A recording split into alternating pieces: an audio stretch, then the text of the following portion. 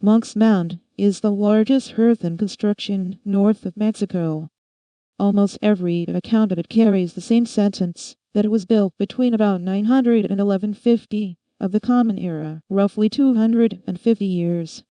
That sentence comes from the abstract of a single paper published in 1960. Wait. Behind it stand for radiocarbon dates. 4.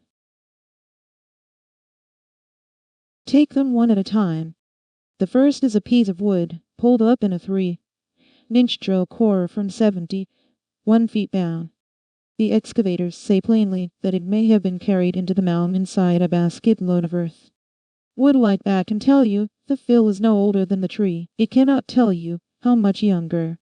The second is a hearth, burned in place on a construction surface. That one is real, but 4 more surfaces were built above it. The third lies beneath a later rise on the first terrace, a terrace the excavator would eventually say was added after the rest of the mound was already finished. The fourth is a house, not on the mound, beside it. So, of 4 dates, one is not a construction date at all. One belongs to a different part of the monument. One is a minimum age on wood that may have been dug up and moved, and one sits 4 stages below the summit. The completion figure, 1150, is the average of 2 of them. Both are minimum ages. Averaging 2 minimum ages does not produce an end date. It produces a number. There is a deeper point here, and it is easy to walk past. The mound is described as having 14 construction stages. That sequence is real work.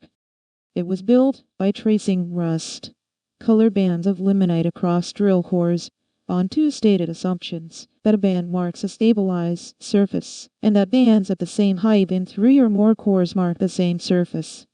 But a sequence is not a chronology. Of those 14 stages, 1 carries a date, 1 carries a minimum, 11 carry nothing whatsoever. And the model was checked against an actual excavation in exactly one place, a trench sunk to about 6 meters, beside a single drill hole on a mound 30 meters high. Here is what changes the picture. In 2009, the surviving director of that project published a full account of the summit excavations, 41 years after the dates. He sets 2 of the 4 aside, says they are of little assistance because their air bars are 100 years wide. He moves the start from 900 to about 950 and gives no reason for it.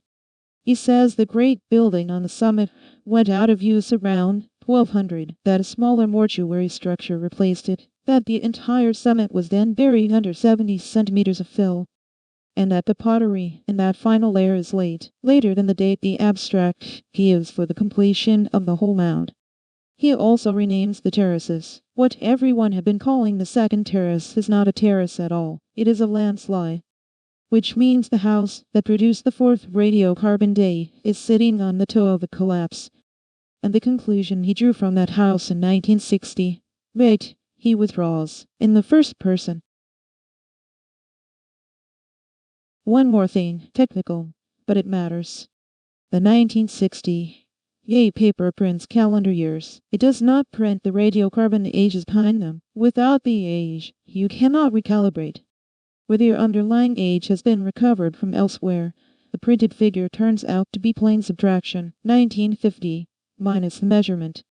Run properly through a modern calibration curve, that same measurement moves about a century later and opens into a range 400 years wide.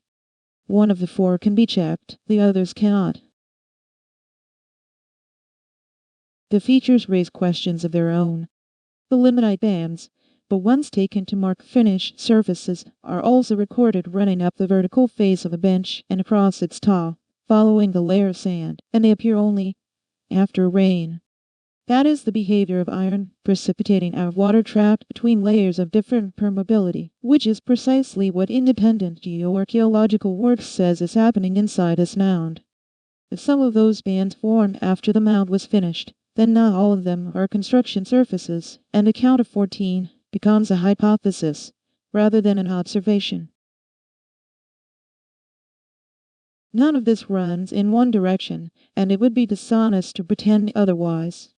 That same 2009 account records a hearth found in 1964 and places the only row of fire basins on the summit 2 levels higher than the stage the hearth date was assigned to. If that is the same hearth, and nobody has yet said it is, then the strongest arithmetic objection to 1150 weakens considerably. The documents that would settle it are an unpublished manuscript report from 1972 and a box of field notes. So this is not a fabrication, and it is not a conspiracy. It is a sequence built carefully from course, 4 dates hung onto it, and a round number that traveled much further, and much harder, than the people who published it ever claimed for it. The caution was there in the paper, it just did not come along for the ride. What reopens the question is ordinary laboratory records, field notes, a manuscript sitting on a shelf in Urbana, and the excavator's own last word, which contradicts his first one.